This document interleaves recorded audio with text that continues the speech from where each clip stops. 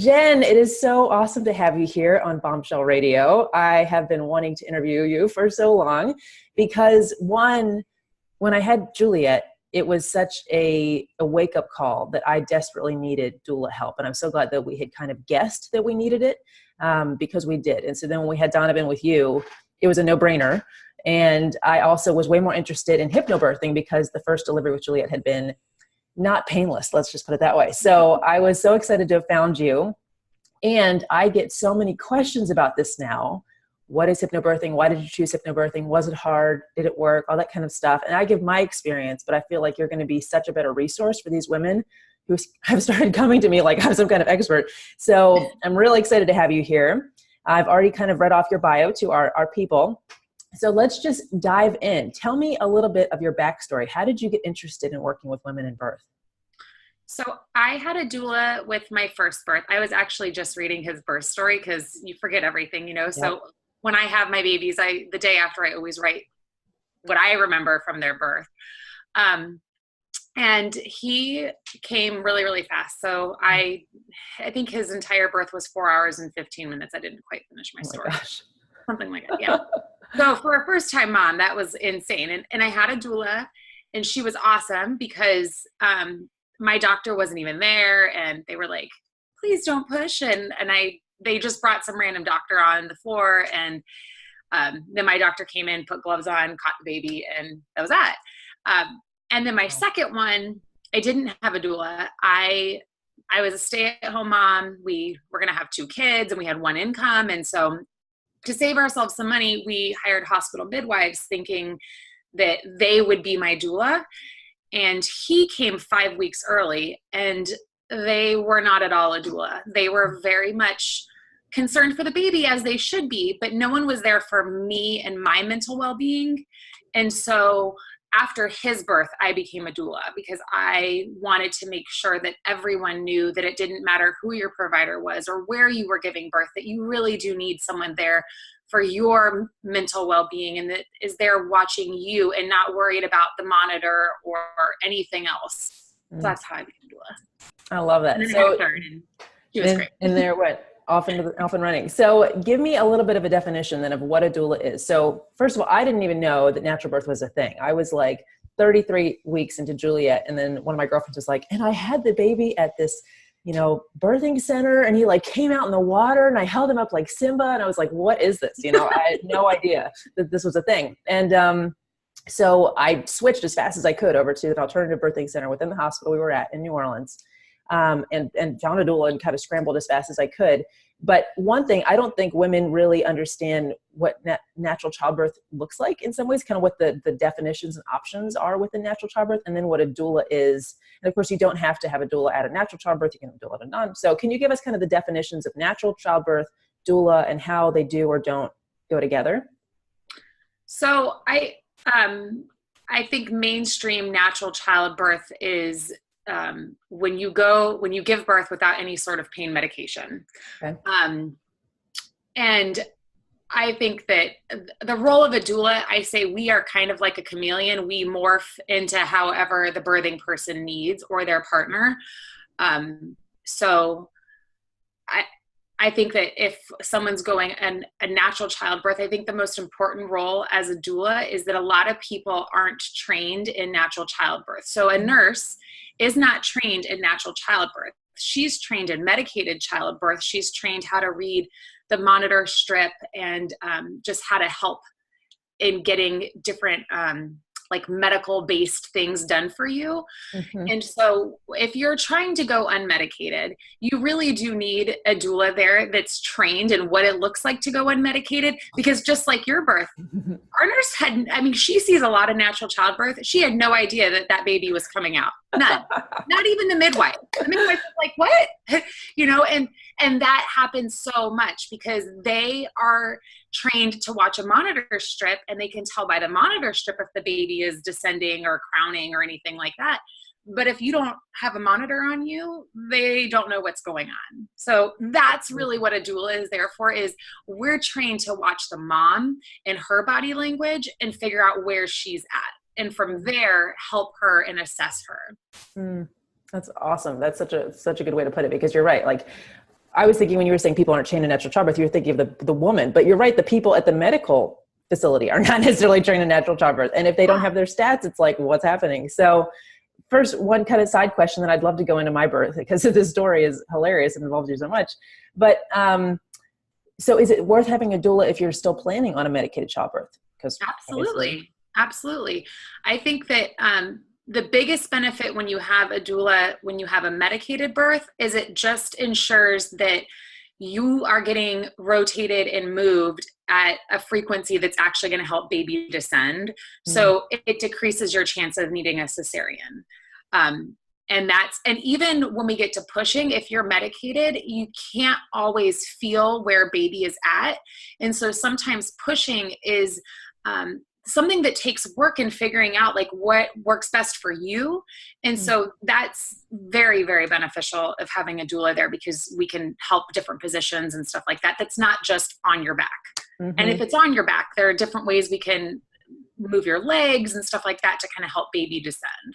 Yeah, totally. And I think the biggest selling point for me with picking a doula both times was that, and I didn't even really process this because I hadn't had a child and I really haven't spent much time in the hospital other than for births, but fortunately, but the medical team is changing while you're there. You're on one shift and then that nurse and midwife leaves or doctor leaves, and you're with a whole new set of people with different, ideas of how it should be done, different personalities. They have no idea what your story is. They just walked in. Whereas the doula has this continuity of, first of all, your goals from even before you got into the hospital for labor. You've been charting for a while, but also just like watching your body, watching the progress. She sees the full picture and kind of knows. Whereas these nurses and midwives are, they're seeing other people, they're in and out.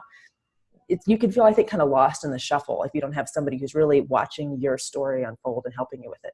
Right. And making sure that you stay on track for what your goals are. Yeah.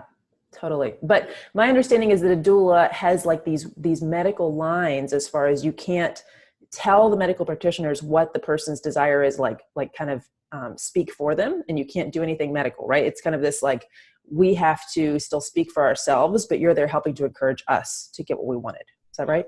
Right. If something happened in your birth that I knew you didn't want, I would just say, hey, Jackie, doctor, so-and-so is about to do X, Y, and Z. Are you okay with that? And maybe here's why they want to do it, give you a little bit of background. Because I think sometimes in the medical field, they're just so used to doing it because they want to do it and they forget to ask you how you feel about it, Yeah. And so that's kind of what I watch for too, is just to make sure that you know what's happening to you and that you agree to it, right? That it's not just happening to you without ever being told what's going on. Totally. So let's go into my birth a little bit, which feels like yesterday and a year ago. He's turned 3 months a couple days ago. So I had all the terms. You were coaching me through this. I had a ton of prodromal labor, right? It was a very stressful summer for us.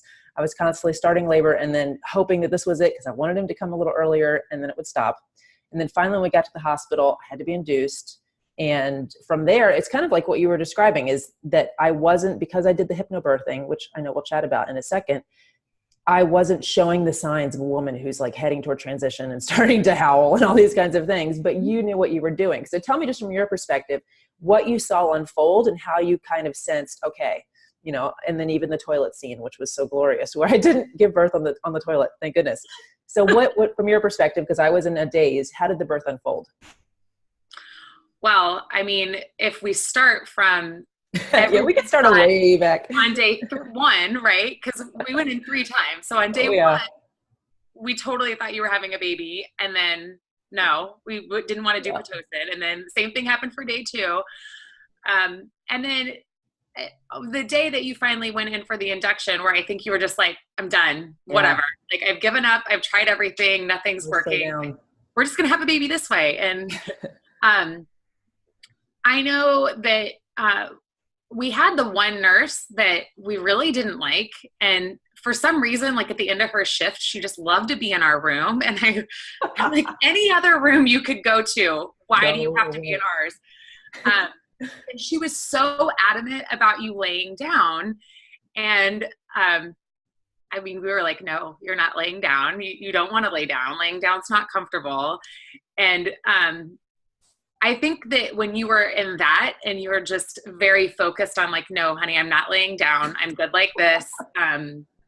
you know, he had just dropped.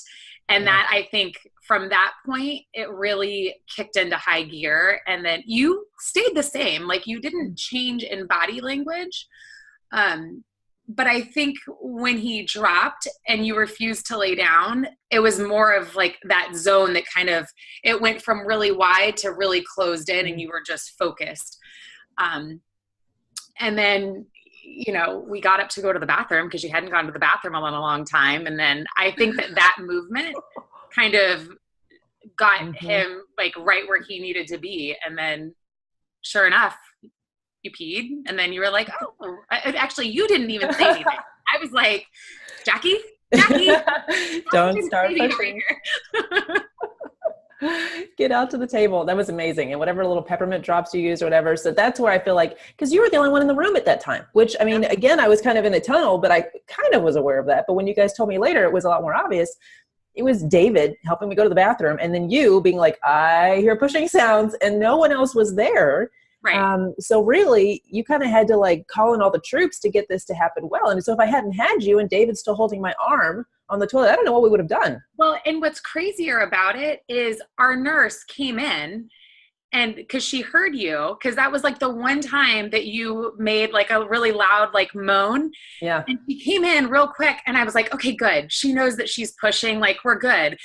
And I stepped out to text the photographer to say, oh, you need to come back here right now. We're going to have a baby.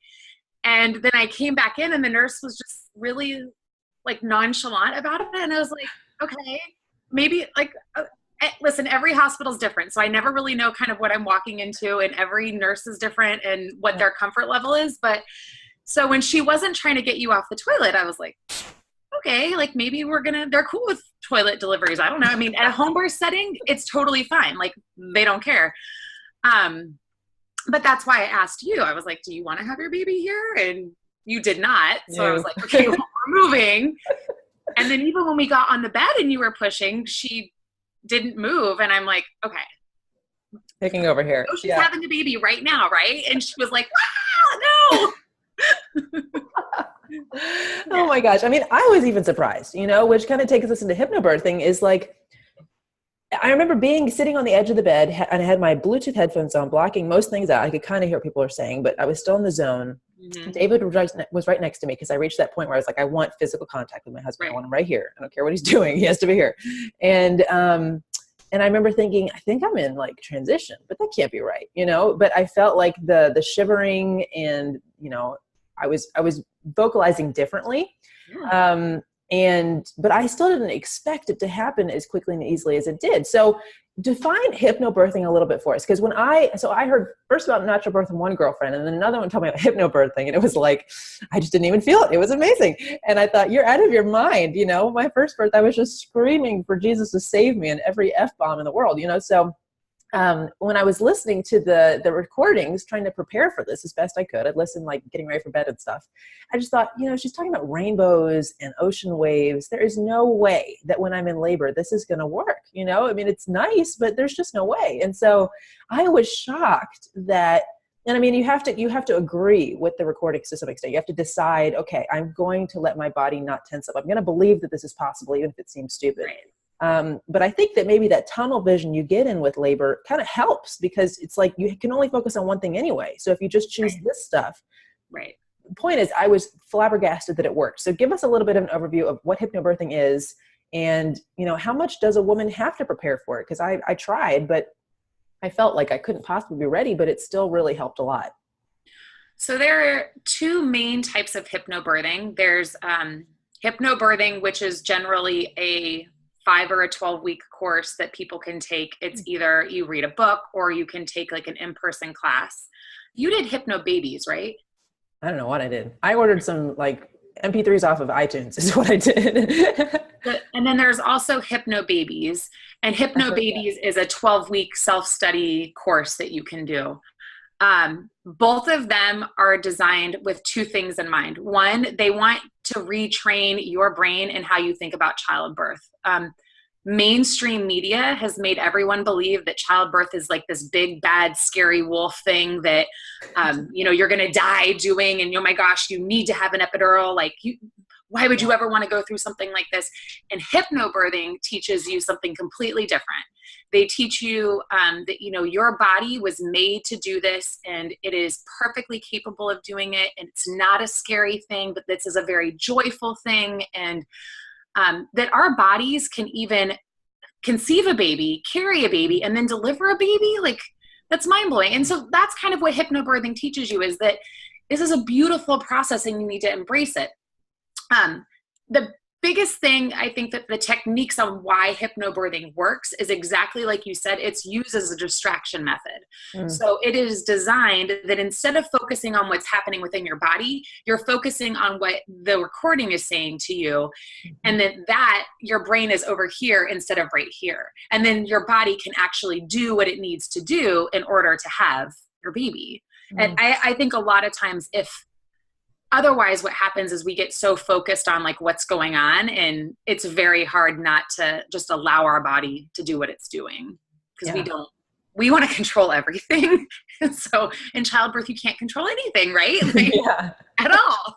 Totally. I remember with our first child, and I was like in the middle of crowning, and I was like, I actually want to opt out right now. I need this to stop. And she was like, sweetie, it doesn't stop. You know, this doesn't, you're in something that you can't control, basically. Right. So yeah, no, I think it was such a change maker for me, and really kept my body so much. I think that's just a great way to describe it. It was distracted, you know, and so it could do what it knew to do because my little monkey brain was not sitting there having a breakdown. So I think that's, and you also weren't able to get in your head and tell yourself that you couldn't do it, because labor is a mental game, and we will tell ourselves that I'm not strong enough to do this. There's no way I can do this. And if you're distracted listening to something that's encouraging you and building you up and telling you that you're capable of doing it, you don't have time for that negative feedback to get into your head. Yeah, totally. Especially because you're in that tunnel where, you know, I think as women, we're used to having our brains ping pong everywhere. And you kind of can't when you're in those final moments of labor. Like, you are in a vortex. And so what do you put in front of your mind in that vortex makes the biggest difference. So is it harder, because I didn't try it, is it harder for women to hypnobirth their first child just because labors are often longer? No, really? It's the same. Yeah. Wow. No, that's encouraging. It does. And I would say that the first one doesn't necessarily have to be longer. I think it generally is longer because your body is going through this process for the first time, but it's not any harder to go through it the first time as it is the sixth time. It's all pretty much the same. I actually think that it's harder to do it for subsequent births, because the shorter your laboring process is, the more intense it is at a rapid rate. If you are in labor for 36 hours, you probably are only in active labor 6 of those 36 hours. But those other 30 hours, that's when, if you were doing hypnobirthing in an ideal world, you're listening to those tracks and you're laying in bed and you're sleeping and you're relaxing, and it's not intense. That makes sense. Interesting. Yeah. It's like everything's sped up. Like, right. So what would you recommend if there's a woman who either has had a first child and wants to do this differently the next time, or is going into what I honestly have been encountering a lot with women, is women who are frankly scared of having children because of the childbirth experience. And they're almost like refraining from conceiving because it's like, oh my gosh, I don't want to have to birth the thing. So what would you tell a woman who wants to try to do hypnobirthing or even natural birth and hypnobirthing to prepare? Like, how could she, with mentally and just logistically, head down that path well, as much as she can control? Well, I think that I would start with any of the hypnobirthing tracks right away, because I personally really like Hypnobabies because it is such a more in-depth process, and it goes over just like all the changes that are happening to your body and giving them a positive outlook on the birthing process itself. And I think, you know, just what you said goes exactly to, you know, the movies that you see on TV of birth being this really big, scary thing. And I just had a client on Monday deliver a 10-pound baby unmedicated. And afterwards she was like, that was so much better than I ever imagined it to be. And I'm thinking like, what? But you know, she had in her mind this like crazy, scary situation, and that's not at all what it looks like, you know? So get away from watching TV that has anything to do with birth, and tell all of your friends that want to share their scary birth stories to back away and really just focus on positive birth stories. And I think the best place to see what birth looks like is like on YouTube, where people record their own births, and that's real birth, not something that Hollywood puts on, you know. And really stay away from those negative birth stories, because everybody will share their negative birth story, but I think that there are a lot of positive birth stories that women just are afraid to share because they don't want those people that had those negative experiences to feel bad, you know. Yeah. But birth is not, it's not scary like that. And really, really, really get a doula that you love. And doulas come in all sort of, like, there's a doula for everyone. It doesn't matter what your financial situation is. And that's another thing I wish I had known with my second one, is I could have gotten a student doula that would have been amazing and would have cost me very little, because I didn't need somebody very experienced. I knew that I would probably have a very fast birth. So I just, everybody needs a doula, everyone. That's awesome. That's really great. Because, you know, that's something that I've thought about too, is once we had Juliet, and, you know, we didn't really have family in the area in New Orleans, but we decided to invest in the doula because it's like, we don't know what we're doing and we're heading into something that can go really wrong and we don't want it to. But yeah, I think a lot of women are scared by the idea of, this is an investment that I can't afford, you know, and one, to realize it's like so much can happen during the birth process for it to go well. And every birth is a miracle. Every time a human being comes out, it's a miracle, but for it to go well is such a blessing for the mother and the child. So that's amazing. I didn't even realize there were student doulas, kind of like a student, you know, massage therapist or something, or a student hairstylist, where it's way cheaper. And where could somebody find, I mean, is it just Google, word of mouth? I know it's so local areas. Dona.org is probably the place I would search for first. I personally like Dona for a certifying organization, just because I think that they have the most in-depth certification process for doulas to go on. Or doulamatch.net is basically a directory of all doulas all over the world.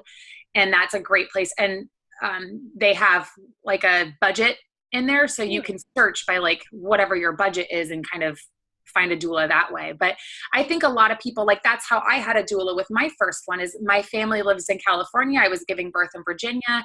You know, you never know when a baby's going to come. It's not like I could have my mom fly out.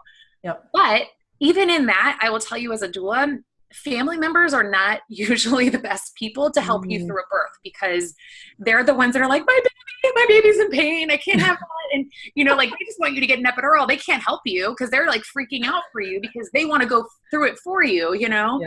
And dads are like, my wife, you know? And so the doula is like, okay, mom and dad, you calm down and you guys do this. And she's like, you're good, you know? Like, totally. You're perfect, stay there. I love it. Yeah, I think people who watch it sometimes freak out more than the person who's in it. It's just like, what is happening? And I need to go, like, get some water, you know? So I think that's a really good point too, is understanding that this is a uniquely suited person to be able to handle the situation, to be really comfortable with all of the, I mean, let's be real, like, birth is gory, really. There's just so much blood and fluids and it's a mess. So I didn't want to look down there, you know, after I had birth. So I think there's just so much to say for having a woman who supports you through this. So a couple more questions. Part of me just kind of has to know, what are some of the craziest things that you've seen as a doula? And without, you know, terrifying us maybe, but some things where you're like, wow, didn't see that one coming. Oh gosh, that's like my hardest question, because I feel like the craziest births are the ones that are the coolest ones, you know, like the having the baby on the toilet, where I had never ever seen that before. And I'm like, what? You could have a baby on the toilet? And I think my favorite births are ones that I do with home birth midwives, because I think sometimes I get really jaded because I'm in a hospital a lot. And so they look at birth so differently, and they're like, oh, that's no big deal, you know? I've never had any births where I've had to catch a baby, thank goodness. Cool. So I don't have anything crazy like that. And we've always made it to a hospital or a birthing center, so I'm good on that role too. We've usually made it into like a room. So I don't have anything crazy where they're like in the middle of the lobby having a baby, That's awesome. I love it. Good. That's a good track record. We'll keep it that way. No. So I love following you on Instagram, and you have some posts every now and then that just show like a birth that is, I mean, it's so beyond what we're shown through the movies, right? Where the woman's like pinned down in the ugliest hospital gown, legs spread, all kinds of tubes hooked up to her. So what about birth do you love? And I mean, I know that some of those are just the moment is so powerful, but just all of these different kinds of births that unfold. Why? I mean, what made you so passionate about this? Because for me personally, I was thinking, would I ever be a doula? And I thought, no, my own births are so stressful. I don't think I could do this for anybody else. So why do you keep coming back to this moment of birth for women? I think what has me addicted is that I get to watch a woman transform when they give birth. I think that that first like hour where she's like, holy cow, I can't believe that that our body made this baby and that I carried this baby and then I birthed this baby. Even if we have a cesarean, like that doesn't even matter. Like your body still made this baby. And you, just women like watching their babies and, like looking at their ears and their toes and their fingers. And then my other favorite part is dads that are bawling, that are like, I can't believe she just did that. And like, I love, love, love, love that. I love it. Oh, that's awesome. I think it's so beautiful. So one more question about birth, and I've got a couple of quick kind of rapid fire questions for you about favorite books and that kind of thing. How would you, and I'm sure you've been in this situation before, so what do you say to reassure a woman whose birth story hasn't really unfolded the way she's wanted it to? And I've certainly had friends where they went in with a goal and just everything kind of seemed stacked against them, and they didn't have a bad birth, but it was not what they planned. And there's a sense of disappointment afterwards. So how do you tell a woman that she's still amazing, essentially, even if it didn't go quite her way? Well, I think that the first thing to remember, no matter what, is that usually in situations like that, they're trying to control their birth. And the biggest thing to know is baby runs the show, and there's nothing we can do as the parent to change that. And that's not like, you're going to see that reflected in your kids. Like I can't make them do something. I can like lead them in the way I want them to go. And birth is like that. So a lot of times if I have clients that have had a traumatic birth experience, I want to hear about what happened. And then, ask them based on that, like as a doula, here's what I would have done or suggested. Like, did these things happen for you? And if they didn't happen, then we know, okay, well, going into this next birth experience, if this happens again, these are the other steps we're going to take to see if we can get a different outcome. Some babies are just going to be the way that they're going to be born that way that they're going to be born. That's how they chose to come out. Like if they have to have a cesarean, that's okay sometimes. Like that's why we have modern medicine and it works out great. And then there are other times where I'm like, we didn't need that surgery. We just needed someone to encourage you and talk through it. And any traumatic birth experience that you've had in the beginning, it is extremely, extremely important to make sure that you tell your birthing team about it and then be willing to discuss it in this next labor, because sometimes women can get in their heads and get a lot of fear when they're going through the birthing process again, and it stalls their labor because they need to talk through the emotions that they're feeling and let those go in order to move on and have this other positive birthing experience. So just be open and honest about what you're feeling, and it's okay to be vulnerable. Like this is the most vulnerable time in your life and you just need to own it. That's awesome. Because I do so much work with women around sexual abuse and sexual trauma, and it's probably really similar, and I mean, same part of the body, where this is a really open, powerful moment where, it's very much a core of your identity, but you're really out of control of what's happening. And so if there's been anything that's traumatic, it can so definitely affect what happens in the future. So I love that you said that. And if any of your clients have had a rape or any sort of sexual trauma, parts of giving birth can trigger that. And so we want to be mindful of that. And even if you don't want to tell your nurse, just having your doula know or your doctor know, because and most importantly, your partner know, because if you're being triggered by something, you need to be able to tell them so they can help you deal with that and process it. And then I additionally always recommend that they go have some sort of therapy after the birth to talk with a therapist about like how that process connected with the other process, just for healing, because it brings up a lot. And it can be very, very, very triggering for some people. Wow. Yeah. I'm so glad you said that. I mean, it makes so much sense now, but you don't think of it. And sometimes, you know, even if that's your situation, it doesn't necessarily occur to you that that's what's happening to you. And so there's this sense of like, why is this so negative for me right now? I just don't understand. So one more question I just thought of. A lot of my viewers are Christian, are really dedicated to doing life God's way. So how does being a believer, which is one of the reasons I chose you as a doula, that was so important to me, kind of inform what you do? And I mean, we can touch a little bit on why hypnobirthing is okay, because that whole hypnosis idea kind of scarifies people. It's so much more about the word, and it's really more of a guided meditation. But just what does being a believer mean in birthing? I'm sure that just looking at God's design unfolding is part of it, but I'd love to hear what you think. Yeah, I for a lot of it for me is just that it's that mind blowing. I can't believe our bodies can do that. And I can't believe that, that we're even like given that gift, that's what we do. Our bodies make these beautiful babies. And, that just watching that miracle of life is the craziest, thing that I will ever see. And I every time I go into a birth, I'm always like at my drive-in, I'm praying that like, okay, Lord, make my hands do, you know, what you want them to do, and my words come out the way you want them to come out. And not all of my clients are religious by any means, and I support all kinds of different people. So, and I never enter the birth world to be like, let's pray about it, you know, or anything like that. But I'm always open to, you know, helping them through their process of whatever religion or lack thereof they have. I love that. Yeah. And I'm sure that's, you know, that guided hands thing is why I didn't have a baby on a toilet. So I'm so grateful for you.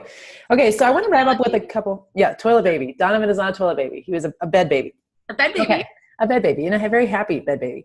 So a couple rapid fire questions to wrap up. So I love to ask these just at the end of the podcast and get people kind of quickly thinking about what's bringing them joy and that kind of stuff. First one, what is bringing you the most joy right now? That I am on vacation, and we actually, my husband and I got to spend the night without our children. Oh boy, that's awesome. I think the last time we did this was 5 years ago when we went away for our 5-year anniversary. So that's been amazing. And let me think, it's going to be 70 degrees today and sunny. Oh. So like I came from snow, so I'm loving this. No kidding. Oh my gosh. I know I've seen the pictures in DC and just thought, one, I miss the snow, but two, I'm actually glad I'm not there. So freezing. Exactly. Good for you. Okay. So something that you do most mornings, not every morning goes the way we want it to, that brings you life, that just like is kind of part of your morning routine and really starts you well for the day. That would be going to the gym. I like survive on going to the gym every day. Well, at least Monday through Friday. I don't go on the weekends. That's my family time, but that's what gets me going and keeps me sane, and is my like rejuvenation time. Good. I love that. Okay. And favorite recent book? Oh, I just read the Darkest Minds series. Ooh. And that was really good. Oh, wow. That sounds. What's it like? Oh gosh, not my boys are reading it too. It's kind of like, I can't even think of the series, but it's about kids that, have been like genetically changed, and so they have superpowers. So kind of like the Avengers a bit, and it's just a really good book. So I finished the whole series. So you read it, and then your kids can read it too. It's kind of recommendation. Yeah, the letter books in the series, I'm like, oh, I don't know if we can read these ones. But the first book was good, and it also is a movie. So I'm like, okay, we can watch the movie as a family. That'll be fun. That's good to know. So preview the later books, just kind of to double check. Good to know. Okay, 3 things you're most grateful for. My family, probably number 1. We are a big family, and I love spending time with them. I'm very grateful for like my church and friend network. Mm. And then like my birth colleagues, because, you know, the day I went on vacation, I had one baby, and then that night I had another baby, and I'm like, friends, help. They were supposed to wait till I came back, and they didn't. How rude, those children. Oh, I'm really bummed that I missed them. Aw. Babies come when babies come. No kidding. They're on their own. Okay. One way that women can honor themselves more. Actually taking time for themselves. I don't think that women take any time for themselves. And I think that we feel really guilty when we take time for ourselves. Totally.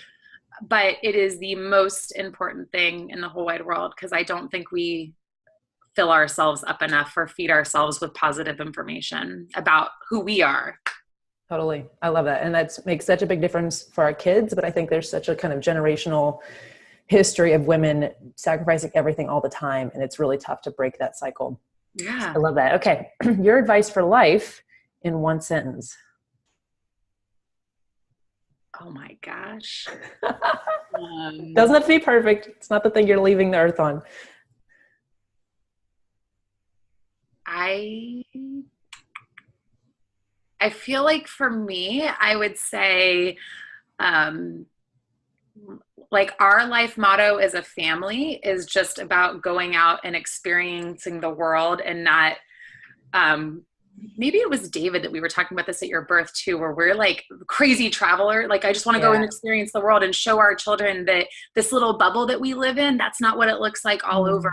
And, so maybe get outside of your bubble. I love that. That's a good one. I think it's especially, you know, Northern Virginia area, right? I think we both would agree that's very much a bubble.